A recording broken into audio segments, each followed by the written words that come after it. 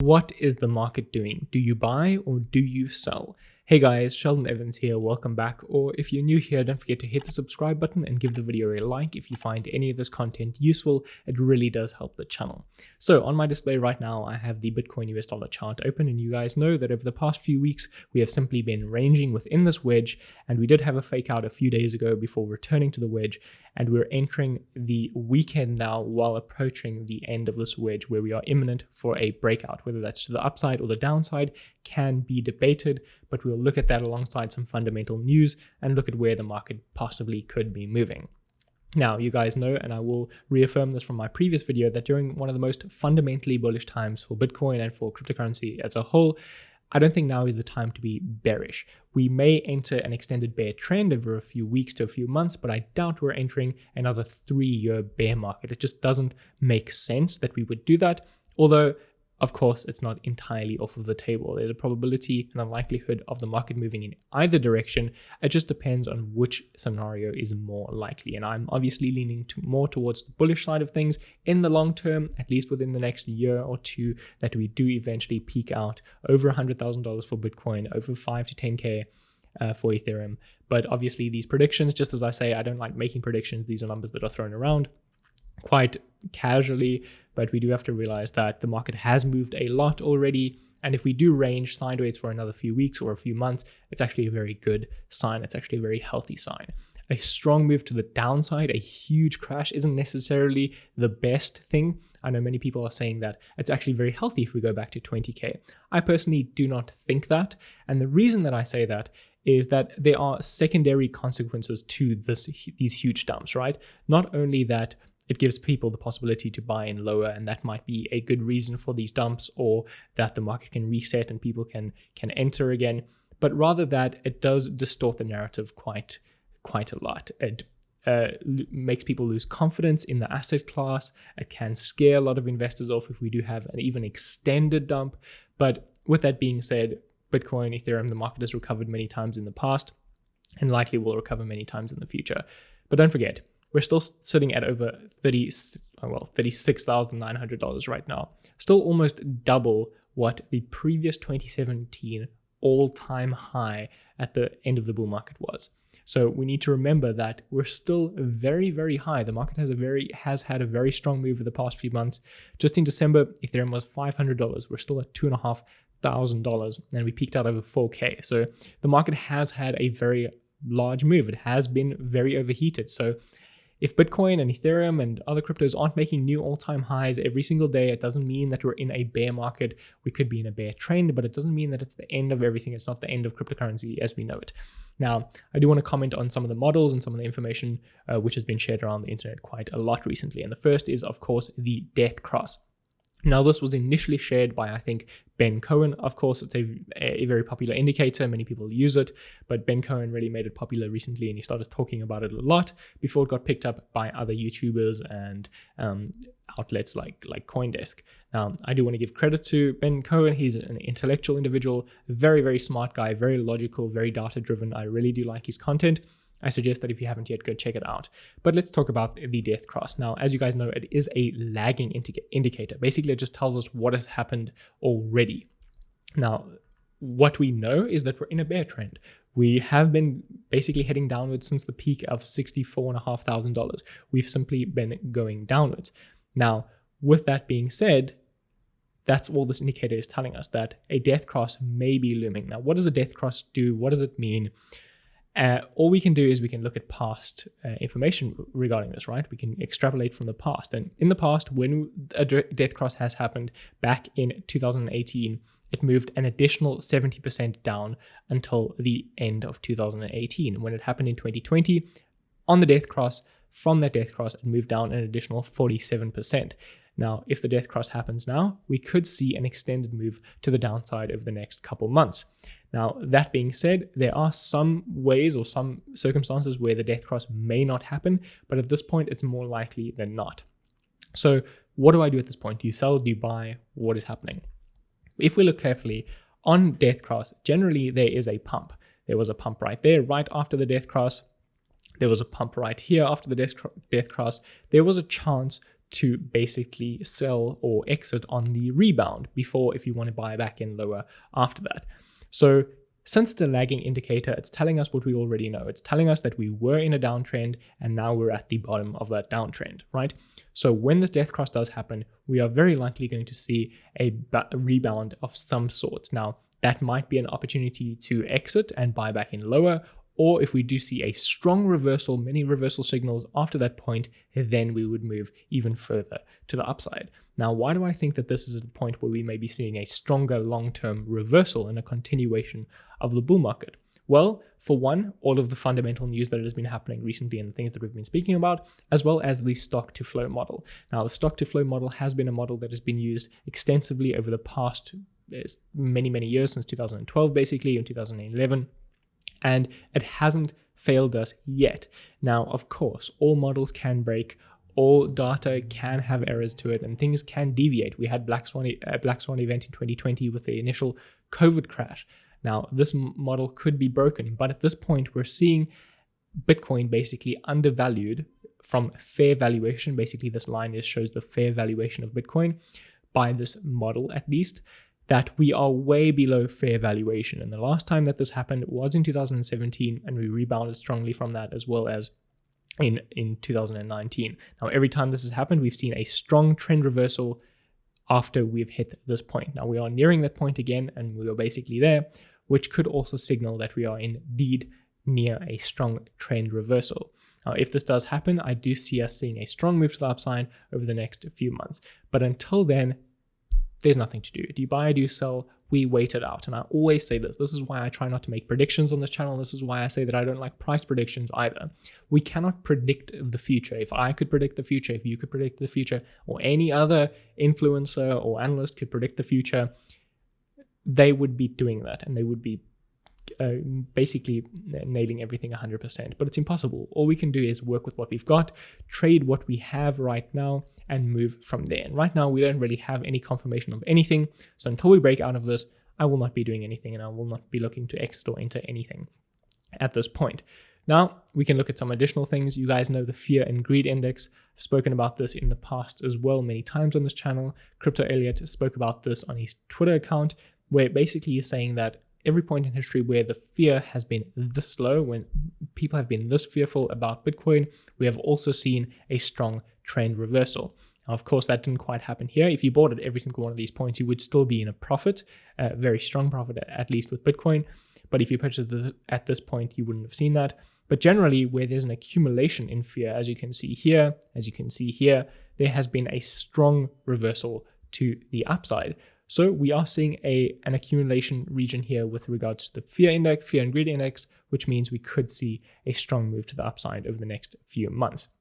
So that paired with the stock to flow model, as well as the fundamental news, which we'll get into a second with regards to Bitcoin, I think we do have a lot of room left in the bull run. It might not even peak out this year, maybe in the following year, which I've said many times on the channel. You can go back videos months ago and you'll see that I've always been in support of the lengthening cycles theory. Now, let's talk about some other news regarding Bitcoin. The debate over Bitcoin being hacked. You've seen the news that Bitcoin was hacked, that the Fed hacked Bitcoin and they got basically $4 million from a wallet. Now, this is easily spun into the wrong headlines. People were saying that Bitcoin is hacked. Bitcoin is now trash. It can't be used. It's not a secure form of storage or store value. It's not a secure asset. The truth is that the Fed basically hacked, or the FBI hacked hackers. So money was paid to DarkSide, which is a Russian group of ransomware hackers, and they sell their service as ransomware as a service. And essentially what happened was the intermediary got hacked by the FBI, and they basically got phished and they got the private key to the wallet. Now, they haven't shared how they got this private key or how they got access to it, but essentially this just secures our support in Bitcoin and our understanding that Bitcoin is here to stay. It cannot be hacked, at least until there is quantum computing, right? So hacking Bitcoin wallets with quantum computers could happen, but cryptographers are racing to build a workaround to this. Now, this has been a huge fear for people not entering into cryptocurrency because cryptography may be able to be broken in the future. And with the advent of quantum computers, when they do finally reach a level that is way beyond our current computing standards, they would be able to break the current cryptography standards of Bitcoin and pretty much any other cryptocurrency as well, and wallets would be useless. Now, we know this fear, we know that this is happening. It's the same as comets heading or asteroids heading towards Earth. We understand that they're coming, we see them coming, so we can act accordingly to that and shoot them out the sky and move them and pull them and whatever people are doing to save the Earth from asteroids. The same is happening with cryptography. So as people are advancing quantum computing and as that is being developed, so are cryptographers working to advance the encryption that we use for cryptocurrency, for Bitcoin, Ethereum, and so on. Now, this doesn't necessarily mean that your current wallets will be safe, that if you have a hardware wallet, it can't be hacked with the advent of quantum computers, but it does mean that eventually you might have to transfer your crypto to a more advanced or more secure wallet in the future. Now, of course, this would require an actual action for you to do, meaning that people that don't do that, or people who have passed away, or don't have their crypto, or don't have access to their wallets anymore, may lose their crypto because their crypto is still stuck on an old or an oldly and defunct encrypted hardware wallet. So there is some cause for concern there, but nothing is happening right now. This is very, very far in the future that quantum computing is going to come around and screw with cryptocurrency and destroy it all for us. Then we have Google reversing crypto ads ban as a testament to blockchain market maturity. Now, if you guys remember back in 2017 with all the ICO scams and all the crypto scams that were happening, basically Google and many other advertisers stopped advertising cryptocurrency on their platforms because people were paying money and raising money and directing people to scams with paid ads, which, by the way, YouTube, if you haven't yet, please stop all the scams on YouTube. Please try and stop allowing people or stop people from running ads on my videos and other cryptocurrency YouTubers' videos that are very clearly scams, and they've been running for basically over a year now. For many years, they've been running ads on our videos.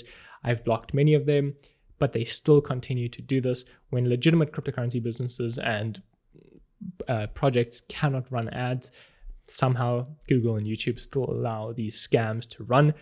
That being said, Google is now going to allow legitimate crypto businesses and projects to run ads on their platform, which could be a huge thing in my view. As you guys know, my background is in advertising and marketing. I do run an advertising agency, and one of the major concerns is getting blocked and not being able to get your ads approved. And that has been a huge concern with cryptocurrency over the past 4 years, because no one has been able to run ads for cryptocurrency related products. Some exchanges have been whitelisted and they were able to do that, but many were not. So this is actually a very, very big move. Crypto projects have a lot of money. A lot of money is going to be pumped into this. Possibly even Google's stock price might rise from this. As we saw with the pandemic, when that happened, Zoom stock prices rose, Shopify stock prices rose, and this was all due to more people spending money on these platforms. So this could be a very huge thing for Google, and I'm very, very supportive of it. Next, we have MicroStrategy getting $1.6 billion in orders in junk bond offerings. So as you guys know, MicroStrategy has been offering these junk bonds and raising money to buy Bitcoin. Now, their initial offering was $400 million, and then they increased it to $500 million, but it was oversubscribed to $1.6 billion. So MicroStrategy is currently the largest public company that holds Bitcoin with around $3.2 billion in Bitcoin, which is more than twice the value held by Tesla, which is insane. Now they're looking to add another 500 million to that.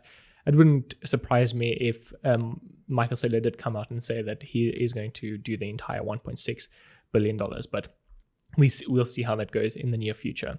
He is quite a crazy guy. He is a super Bitcoin maxi, and he's taking some serious risks lately. That being said, maybe it'll pay off, maybe it won't. But obviously, we're all here for the bullish support of this, and we hope that it does, because it would be good for Bitcoin and it would be good for Michael Saylor and the crypto industry as a whole. Then we have Jack Dorsey saying that he will integrate Lightning Network into Twitter or Blue Sky. So Jack Dorsey is the CEO of Twitter and Square. He's also very much a Bitcoin bull and a crypto bull, and he's working on many things in the industry. And he's now basically commented on another tweet from Deontay BTC. Stream sats, build Lightning Network into Blue Sky or Twitter, please, and thank you. And Jack responded to this saying only a matter of time. So it means that it is possibly being worked on. There is tons of these fundamental news articles and these fundamental news pieces that I've spoken about in previous videos, and I'll continue to speak about, that show that when you're concerned about the price of Bitcoin, when you're concerned about Bitcoin crashing to zero or the cryptocurrency coming to an end, that is almost zero on the probability for me, because you see things like this and you see MicroStrategy continually purchasing more Bitcoin. You see additional news, which we'll cover in a second, with regards to El Salvador becoming the first country to adopt Bitcoin as legal tender after passing the law. Now, the president of El Salvador popped onto Twitter a few days ago and said that he's looking at integrating or accepting Bitcoin as legal tender in the country. The following day, a bill was proposed. A day later, the bill was passed, and now Bitcoin is officially legal tender in El Salvador. And shortly after this, we saw some crazy stuff with the president instructing the president of La GeoSV, their state-owned geothermal electric company, to put a plan to offer facilities for Bitcoin mining with very cheap, 100% clean, 100% renewable emissions from their volcanoes. Now, if this doesn't make you bullish, I don't know what will, but mining Bitcoin with volcanoes, that shit is cool. Like, this is insane. This is really cool. And whether you think this is exciting or not, it does make for very newsworthy articles. It does bring a lot of people into the space. These are viral headlines. These are things that really do bring a lot of good news to the space, especially if it's green energy, which is combating the whole recent Elon argument, which I'll cover in a second as well, with regards to Elon saying that Bitcoin is not energy efficient. And I made an entire video covering that and showing why that isn't the case at all. And basically, they are clapping back at Elon as well. Michael Saylor, who commented on the Bitcoin Mining Council, saying that the Bitcoin Mining Council is a voluntary and open forum of Bitcoin miners committed to the network and its core principles. We promote transparency, share best practices, and educate the public on the benefits of Bitcoin and Bitcoin mining. And basically, at this point, the Mining Council responded saying that Elon Musk has no role at the Bitcoin Mining Council. The extent of his involvement was joining an educational call with a group of North American companies to discuss Bitcoin mining. And it just shows you how easily narratives can be moved when Elon Musk tweets something. He can move the market quite heavily simply by saying that he's working with miners to improve efficiency or something like that. And there's no real news to back up that information when Elon Musk moves the market. All it is that savvy traders seeing his tweets and then counter trading them or trading with them and knowing which way the market's going to move depending on what kind of information he shares on Twitter, because we've seen the reaction that he can cause on Twitter in the past, and it's just savvy traders playing into that. Doesn't necessarily mean that the market is moved entirely by Elon Musk, which I've spoken about before as well.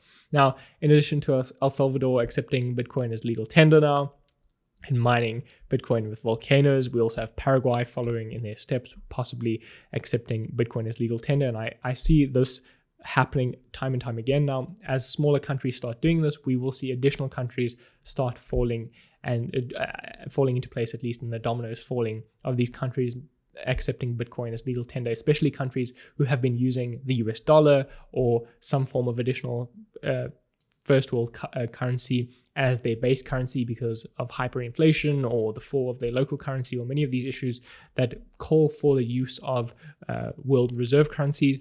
And that's exactly what's happening here, is they are now looking to Bitcoin instead, or maybe even other cryptocurrencies.